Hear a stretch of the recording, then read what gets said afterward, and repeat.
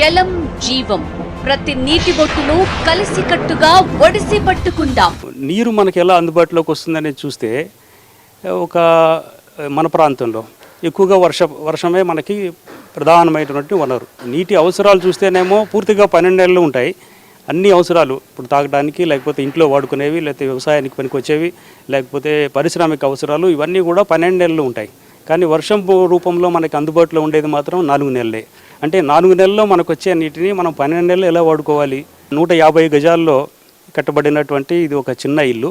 Roof పైన మొత్తం కూడా పైకప్పులో నుంచి పడే వర్షపు నీరంతా కూడా తీసుకొని దాన్ని పైపుల ద్వారా కిందకి తీసుకొచ్చి ఆ మొత్తాన్ని నీటిని కూడా ఇక్కడ ఒక ఇంకుడు గుంట ద్వారా చాలా సింపుల్ టెక్నాలజీతో ఇంకుడు గుంట ద్వారా నీటిని మనం భూగర్భంలోకి ఇంకింపజేస్తున్నాం. నీరంతా కూడా భూగర్భంలోకి ఇంకింపజేయడం వల్ల మనం ఒక రకంగా ఇది బ్యాంకులో జమ చేసుకుంటున్నాం.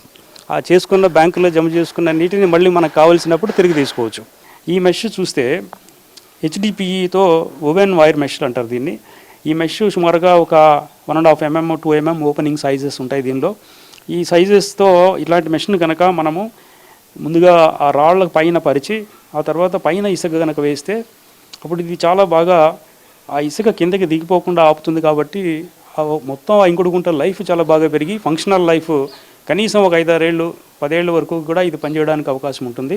HMTV కూడా దీన్ని ఒక ఉద్యమంలాగా తీసుకొని ప్రతి ఇలాంటి కార్యక్రమాలు జరిగేటువంటి వాళ్ళందరితోనూ దీని గురించి ఎక్కువగా ప్రచారంలోకి తీసుకొచ్చి ప్రజలకు అవగాహన కల్పించడం అనేది చాలా మంచి విషయము. మీ ఇంటి ఆవరణలో ఇంకుడు గుంత ఉందా? ఉంటే 1 నిమిషం సెల్ఫీ వీడియో తీసి HMTV వాట్సాప్ నెంబర్ కి పంపండి. మీ వీడియో మాకు పంపాల్సిన వాట్సాప్ నెంబర్ 9553586141.